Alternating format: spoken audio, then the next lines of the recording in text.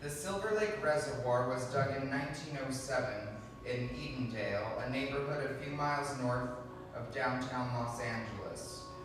The hills around the reservoir are craggy and so steep that the streets often give way to staircases. Many houses there are reachable only by foot.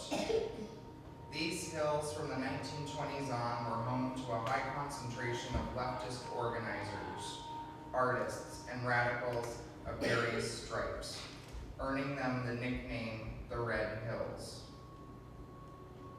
Beginning in the 1930s, the hills became the site of dozens of homes designed by up-and-coming modernists Richard Neutra, Gregory Ein, Rudolf Schindler, and John Lautner, all built homes here, all facing the reservoir. The name of Edendale faded away, and instead the area took on the moniker of its most prominent feature, Silver Lake. By mid-century, plots with views of the cement-bottomed body of water were highly prized as it became the geographical anchor of the neighborhood, the spot for evening walks and weekend picnics. Early in 1950, the water level of the reservoir began dropping dramatically. In June, Silver Lake was emptied for repairs. It remained dry for 80 days.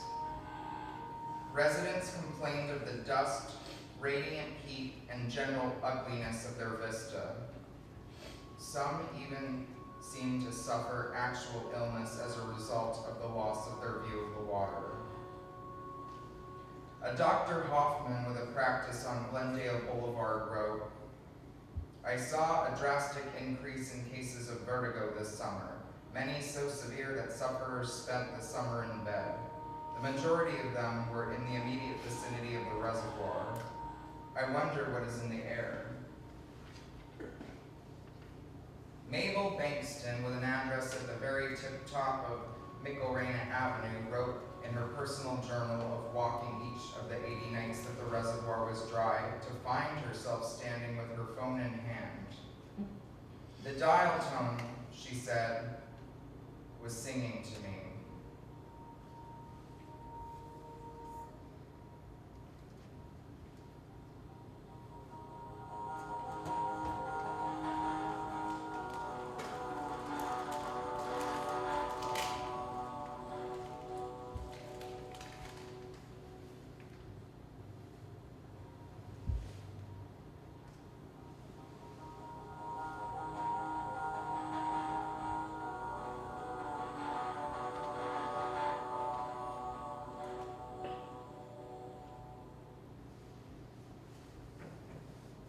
Leo Garcia, in a letter dated July 13, 1950.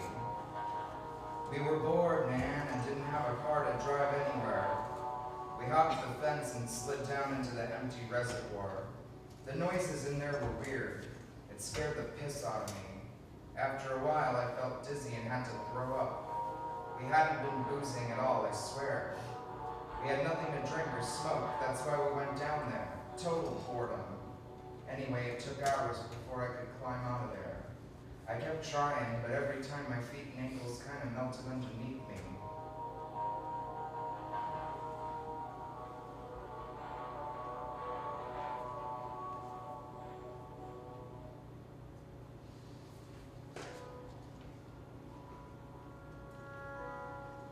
That same week, John Lautner in Silver Lake, surveying a construction site on the western slope of the reservoir, wrote in his journal, "While walking the site and looking out over the empty basin below, I felt touched.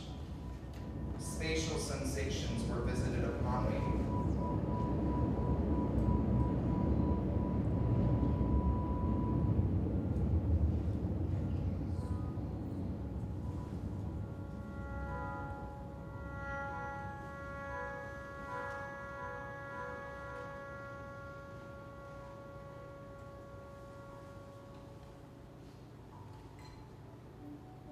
Dear Sammy, the 2 freeway was completed last month. From my window, I can see the terminus. In Los Angeles, freeways generally don't end, but are instead just shunted into one another. The end of this endlessness is jarring. I find my eyes landing repeatedly on this wide swath of cement, just past where the cars are pushed to exit. A no man's land, neither road nor habitable space.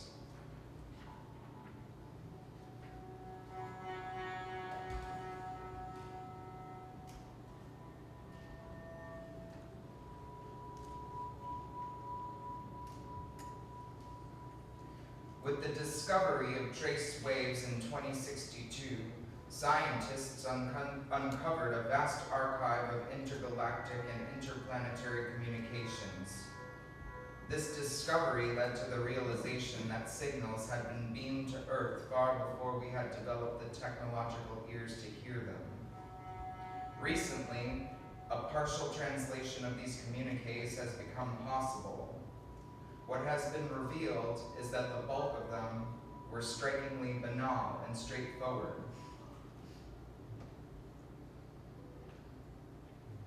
Archives of non-Earth origin communication traces, a sampling from 1950.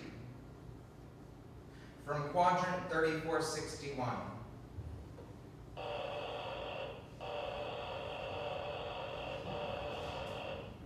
We are here, we are here, we are here. From quadrant 1345.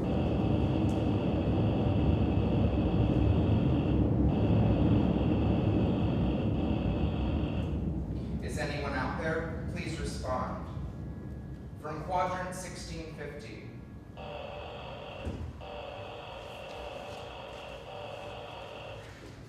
We are here. Is anyone there? From quadrant 2307.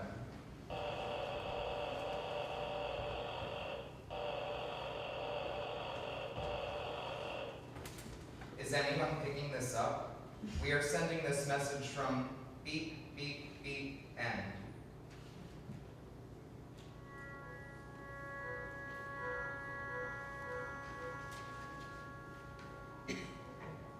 Then, beginning in June, a barrage of irregular signals. These were extremely erratic and still, to our limited understanding, unpatterned. They have for years defied translation.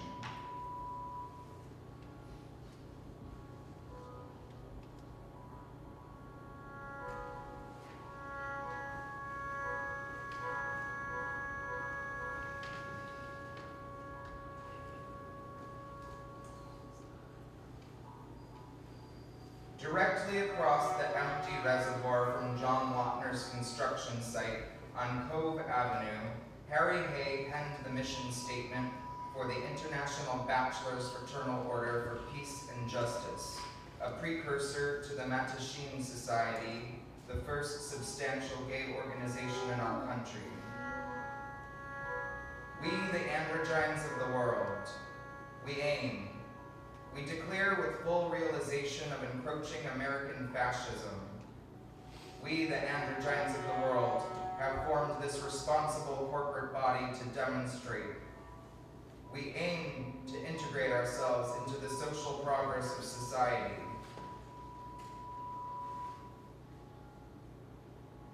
When he wrote these founding documents, there was not a single member in the society.